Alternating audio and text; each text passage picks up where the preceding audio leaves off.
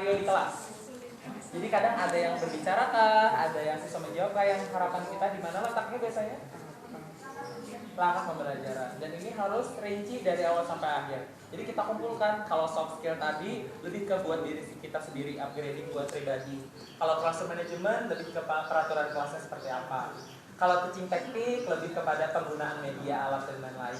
Nah, kalau teaching scenario ini nanti kita masukkan adalah pelaksanaan dari RPP. Karena RPP itu perencanaan, sekarang adalah eksekusinya.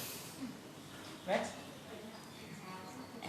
Dalam teaching scenario ini sama juga kita bisa sebut dengan metode penyampaian. Dari kita seperti apa? Ada 3 hal setidaknya yang perlu kita perhatikan. Karena apa? Siswa kita beragam, bermacam-macam. Jadi skenarionya harus tidak membosankan, tidak boleh yang monoton. Yang pertama, siapakah siswanya?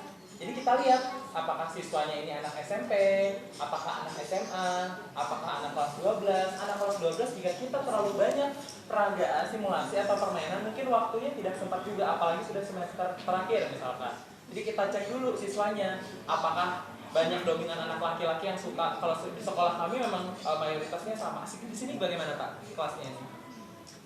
Apakah kelas laki-laki perempuan dicampurkan? Dipisah. Nah, berarti kita harus cek juga ini kalau laki-laki ini kelasnya gimana ya? Pasti beda. Pasti Bapak Ibu ngerasa lebih condong gimana cara belajar mereka. Nah, seperti itu.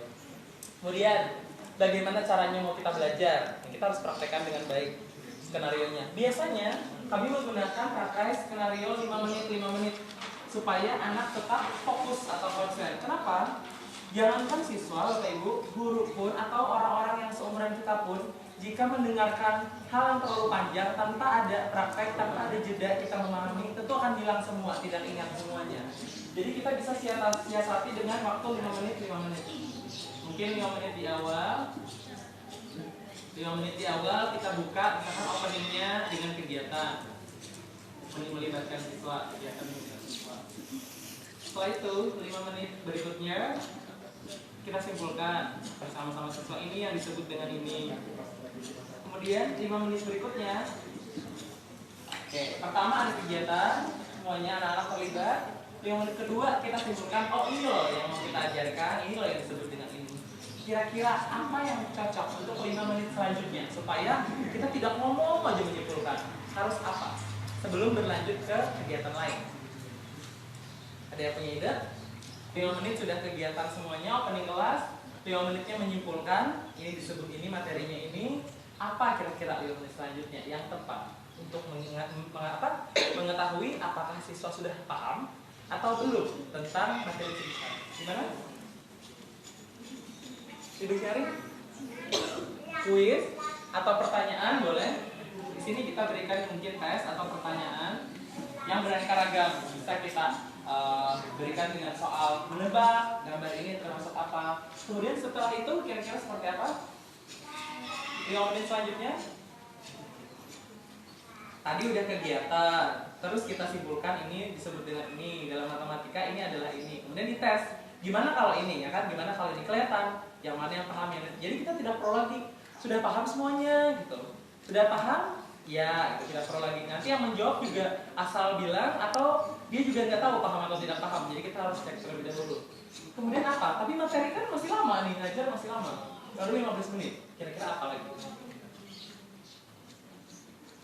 Apa? Refleksi mungkin, oke. Maksudnya refleksi apa? Pijat dulu? Gimana refleksi yang dimaksud? Oke, contohnya gimana? Zaman batu muda. Baik. Maka kita melihat tumpukan karang di pinggiran pantai. Kemudian apa sih yang terjadi pada waktu itu dan dikaitkan. Oke, berarti berdiskusi ya, bisa jadi dengan berdiskusi. Oke. Baik, jadi mereka tidak bosan. Ini soal aja melulu 40 misalkan 2 jam pelajaran. Oke, setelah berdiskusi apa lagi? Untuk mengetahui ngerti nggak dia dari hasil diskusi tadi? Tes lagi, tapi kita bisa variasi. Kalau tadi jenisnya tebak gambar, misalkan tesnya kita ganti menggunakan LKS buku, misalkan punya buku, membuka halaman ini kah yang berkaitan dengan diskusi tadi.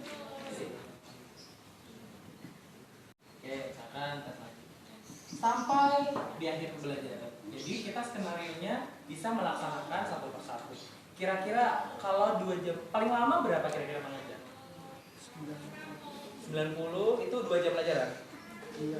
Ada nggak yang 3 jam pelajaran langsung kira-kira? Ada. Ada, siapa misalkan? Nah itu kan lama banget. Kira-kira apa yang bisa kita lakukan untuk mensiasati itu? Untuk mensiasati waktu yang lama kira-kira. Apakah kita hafal skenario-nya nih? Setelah ini apa ya? Oh ini 5 menit ini 5 menit keberapa ya? Nanti malah tidak berjalan juga kalau kita lupa. Kira-kira apa? Supaya kita bisa ingat alurnya. Bikin rencana udah bagus, pas mau ngapain lupa, ketinggalan. Tadi mau ini gimana? Ada yang punya ide atau pengalaman yang lama ngajarnya seperti apa? Contohnya saya sesi hari ini lumayan lama. Jadi saya ada sesuatu yang bisa ngebantu saya ingat setelah ini harus apa. LKS, oke. Apa yang di LKS bisa membantu? Hah?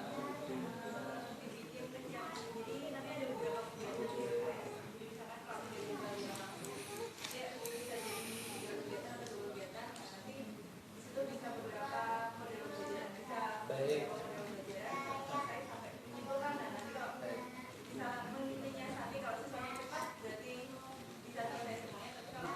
Dibagi. Berarti ada tulisannya sudah.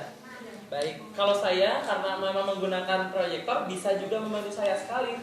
Oh setelah ini, jadi saya cuma melihat ini hanya membantu saya mengingat setelah ini mau apa, bukan untuk membaca. Karena kalau kita membaca di proyektor, ya siswa juga ngebaca, jadi kayak double, tidak efektif juga. Dan ini kita fotokopikan kasih kalau itu penting.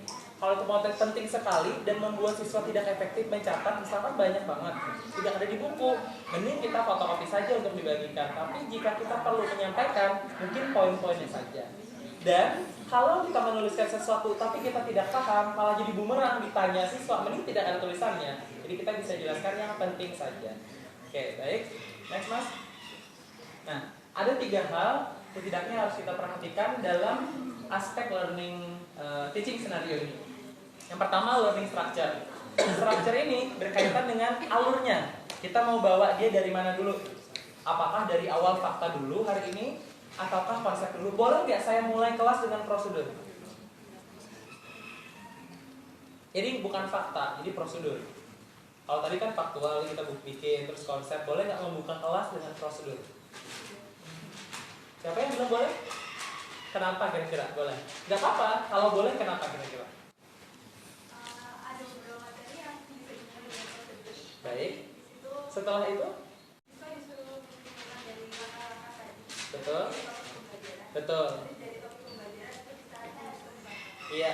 Kalau dalam bahasa Indonesia itu disebut dari khusus dulu prosedur, baru umum yang disebut dengan induktif. Boleh.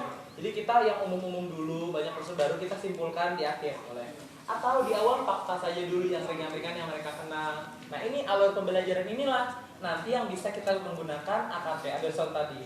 Oh ternyata MC, tapi dalam bentuk pertanyaan supaya guru tidak selamanya berbicara terus-menerus, tapi bisa diberikan pertanyaan. Itu learning structure. PCK juga perlu. Jadi kita tahu apakah konteks dulu ceritanya ini, terus adakah role play-nya, misalkan jadi tahu arahnya kemana. Student activities atau aktivitas siswa. Tentunya kita tahu tadi banyak nih aktivitasnya. 1, 2, 3, 4. Jadi ini yang akan kita lihat. Oh, apakah beragam, apakah tidak. Apakah harus selalu beragam? Maksudnya, apakah harus dipaksakan misalkan harus 3 aktivitas, 4 aktivitas dalam sehari kira-kira? Tidak, kenapa? Yang bisa jawab, kalau jawab tidak, kenapa? Kalau iya, kenapa? Ada yang jawab iya, harus banyak aktivitas setiap hari? Enggak, kenapa Bu kira-kira enggak? Kira-kira kenapa tidak harus banyak aktivitas? Kenapa kira-kira? Iya. Iya. Baik. Bervariasi penting, tapi yang lebih penting lagi, bervariasi ini tepat sasaran dengan tujuannya. Apakah memang penting pelajaran ini memakai simulasi? Contoh, saya ngajarin integral, saya suruh mereka simulasi, yang mungkin akan membuat tambah pusing.